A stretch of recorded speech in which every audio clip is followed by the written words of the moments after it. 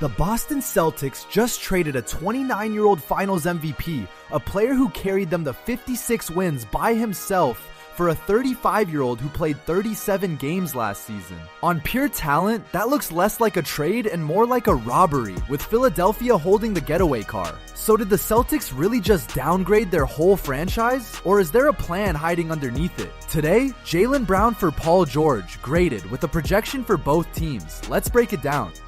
So here's the plan. First, the trade itself and what each side actually gave up. Then, the two players head to head, because that is where the word downgrade comes from. Then, the part everyone skips, why Boston would ever do this on purpose. And finally, a real projection for both the Celtics and the Sixers next season. Stats are verified, the read is mine. And keep one question in your head the whole way. Did Boston lose this trade, or did they just play a longer game? This is Game is Culture. Quick thing before we go deeper, if you like NBA breakdowns that run the math instead of chasing hot takes, subscribe, because this verdict is going to annoy both fan bases and you are going to want to be here for it. Start with the deal itself, because on paper, one team gave up a superstar and the other gave up an aging veteran and a stack of picks. That imbalance is the whole story. So let's lay out exactly who got what. Here are the terms. Boston sends Jaylen Brown to Philadelphia. In return, the Celtics get Paul George, 2 first-round picks and 2 second-round picks. And the timing matters. This came right after Boston swung and missed on Giannis, and while Jason Tatum is still recovering from a torn Achilles. Boston also brought in Mitchell Robinson to protect the rim, so this was not one move. It was the start of a full reset. Now the head-to-head, because this is where the word downgrade actually comes from. Put these two players next to each other, and the gap is not close. Watch. Start with what Boston gave up. Jaylen Brown just averaged almost 29 points, 7 rebounds, and 5 assists a game. He did it while carrying a Tatumless team to 56 wins. He is a 5-time All-Star. He is the 2024 Finals MVP, and he is 29 years old, right in the heart of his prime. This is a franchise cornerstone.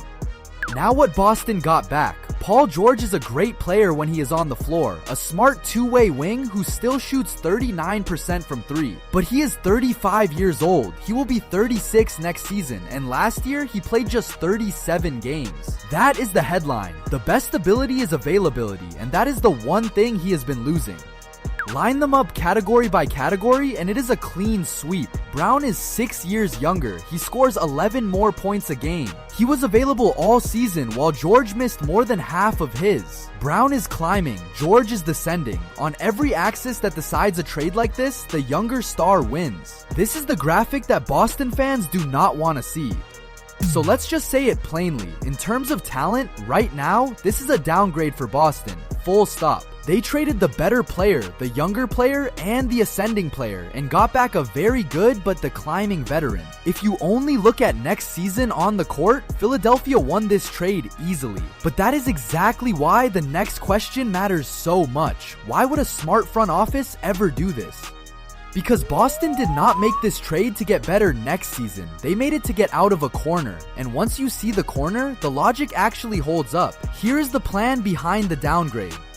3 reasons. First, Tatum is coming off a torn Achilles, so next season was never going to be a title run anyway. Second, Brown was on a $300 million supermax that was strangling their books under the new luxury tax rules. And third, the real prize is those picks. Paul George is on a much shorter, cheaper deal, so Boston gets financial relief now and draft ammunition later. That is my read. They are not chasing next year. They are clearing the runway for the year Tatum comes back.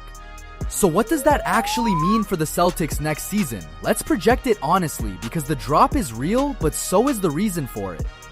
Last season, Boston won 56 games, but that was with Brown carrying the offense every single night. Take him out, keep Tatum sidelined or limited to start the year, and the math gets ugly fast. My projection is a fall to somewhere around 40 wins. That is a play-in team, not a contender. Boston is choosing to be worse next year, on purpose, and betting the future on health and draft picks.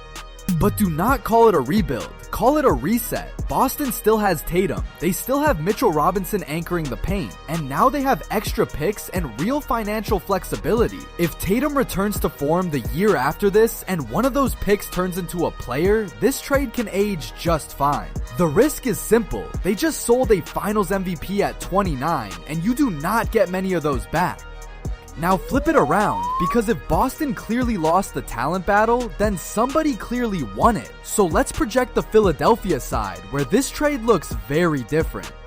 Philadelphia just added a 29-year-old Finals MVP to a team that already has Tyrese Maxey, who averaged more than 28 points and nearly 7 assists himself. That is nearly 57 points a game between two perimeter stars, both in their 20s. For a team that went 45-37 and got bounced in the first round, this is a massive talent injection. On paper, the Sixers just jumped a full tier.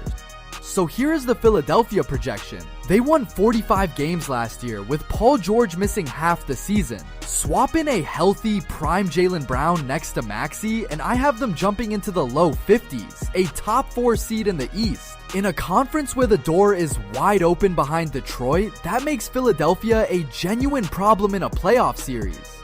But Philadelphia's bet is not free either. They gave up 2 firsts and 2 seconds and their veteran wing to get here. So this only works if the roster stays healthy, and if Brown and Maxey, two guys who both love the ball, can share it. If they do, the Sixers are a top 4 team in the East. If the injury bug bites again, they mortgage their future for another early exit. High ceiling, real risk.